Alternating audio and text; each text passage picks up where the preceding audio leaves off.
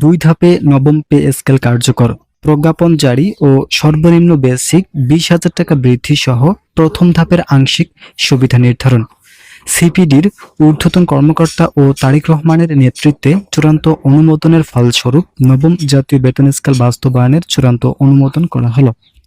আজকের মিটিংয়ে pay commission সহ অন্যান্য সদস্যরা মিলে গুরুত্বপূর্ণ যে সিদ্ধান্তগুলো নিয়েছেন তাদের মধ্যে অন্যতম অবস্থান পেয়েছে অবসরকালীন সুবিধা। অর্থ মন্ত্রণালয় কর্তৃপক্ষ বলেন, আমরা অবসর সুবিধা শতভাগ পর্যন্ত বৃদ্ধির লক্ষ্যে নতুন যে সিদ্ধান্তগুলো নিয়েছি সেই সিদ্ধান্তগুলো বাংলাদেশের সরকারি চাকরিজীবীদের অর্থনৈতিক গতি ফিরিয়ে দিতে সক্ষম।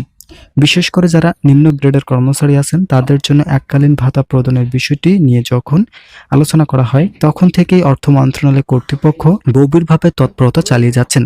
তবে অর্থ মন্ত্রণালয় থেকে জানানো হয়েছে যে বাংলাদেশের সরকারি চাকরিজীবীরা যে হারে বৈষম্যের শিকার তাদের জন্য এই ভাতা অত্যন্ত গুরুত্বপূর্ণ ভূমিকা রাখতে সক্ষম। অর্থ মন্ত্রণালয় কর্তৃপক্ষ বলেন, আমরা ইতিমধ্যেই যে বাজেট সংশোধন করেছি এই বাজেট থেকে পূর্ণাঙ্গ আকারে নবম পে স্কেল বাস্তবায়ন করা সম্ভব নয়। এটি বাস্তবায়ন করতে হলে অবশ্যই 2026-27 অর্থ বছরের প্রায় 1,10,000 কোটি টাকা বাজেট সংশোধন করতে হবে, যা বর্তমান সময়ের জন্য কোনোভাবে ইতিবাচক পদক্ষেপ বয়ে আনতে সক্ষম নয়। তবে এই অর্থ বছরে মাত্র 65,000 কোটি টাকা বরাদ্দের সিদ্ধান্ত আসায় পূর্ণাঙ্গভাবে বেতন বৃদ্ধি করা কোনোভাবেই সম্ভব নয়। তাই শেষ পর্যন্ত সকলের মতামতকে সমর্থন জানিয়ে প্রথমার্ধের আংশিক বেতন স্কেল বাস্তবায়নের চূড়ান্ত অনুমোদন ঘোষণা করেছেন তারেক রহমান। আপনারা অবশ্যই চ্যানেলটি সাবস্ক্রাইব করে ভিডিওটি কন্টিনিউ করুন। তারেক রহমান আজ জরুরি মিটিংয়ে বলেন, বাংলাদেশের সরকারি চাকরিজীবীরা ধৈর্যের সঙ্গে দীর্ঘদিন ধরে কাজ চালিয়ে যাচ্ছেন, তাই আমরা পর্যালোচনা কমিটি ও সচিবদের সঙ্গে ইতিমধ্যেই কয়েক দফায় আলোচনা করেছি। আমাদের আলোচনাগুলো অত্যন্ত ফলপ্রসূ হয়েছে। এখন গেজেট প্রকাশ করার মাধ্যমে দীর্ঘদিনের যত দাবি ছিল সকল দাবি আংশিক আকারে বাস্তবায়ন করা সম্ভব হয়েছে। আংশিক বেতন স্কেলে গ্রেড সংখ্যা পরিবর্তনের জন্য অর্থ মন্ত্রণালয় থেকে ইতিমধ্যেই বাজেট বরাদ্দের বিষয়টি উল্লেখ করা হয়। তারা বলেন, আমরা 2015 সালের গ্রেড সংখ্যা পরিবর্তন করে এখন যে গ্রেড সংখ্যা আছে এটা যদি বহাল রাখা হয় তাহলে কর্মচারীরা হতাশাজনক পরিস্থিতিতে পড়বেন, যা কোনোভাবেই তাদের আর্থিক অবস্থানকে স্বাবলম্বী করতে যথেষ্ট নয়।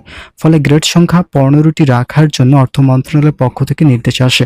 পে কমিশনের চেয়ারম্যান জাকির আহমেদ খান বলেন, বাংলাদেশের সরকারি চাকরিজীবীদের দাবিগুলো আমরা বাস্তবায়ন করার জন্য পর্যালোচনা কমিটি সহ অর্থ সচিব ও মন্ত্রিপরিষদের সচিবদের সঙ্গে প্রায় 4 বার বৈঠক করেছি।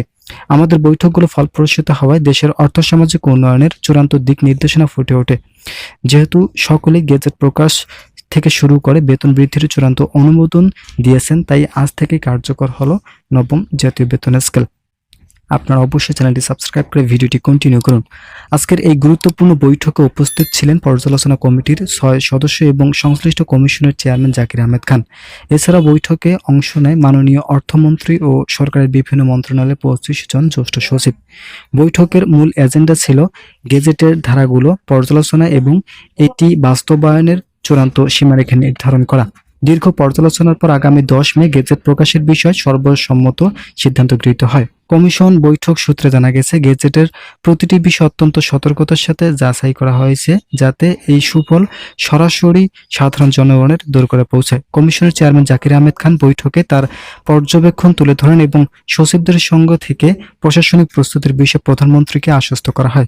অর্থমন্ত্রী এই গেজেট বাস্তবায়নের প্রয়োজনীয় বাজেটের বরাদ্দ ও আর্থিক কাঠামোর বিষয়টি নিশ্চিত করেছেন।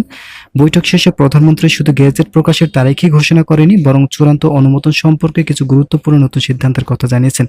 তিনি নির্দেশ দিয়েছেন যে গেজেট প্রকাশের পর এই প্রতিটি ধারা যেন স্বচ্ছতার সাথে দ্রুত কার্যকর করা হয়, বিশেষ করে সাধারণ মানুষের স্বার্থ সংশ্লিষ্ট বিষয়গুলোতে কোনো প্রকার আমলাতান্ত্রিক জটিলতা যাতে বাধা না হয়ে দাঁড়ায় সেই দিকে কঠোর নজর দেওয়ার নির্দেশ দেন তিনি। ইতিমধ্যেই সরকারি চাকরিজীবীদের জন্য গত 10 মে গেজেট প্রকাশের বিষয় সম্পর্কে আলোচনা করা হয়েছিল, যার ফলস্বরূপ আজ নবম জাতীয় বেতন স্কেল কার্যকর ঘোষণা করা হলো।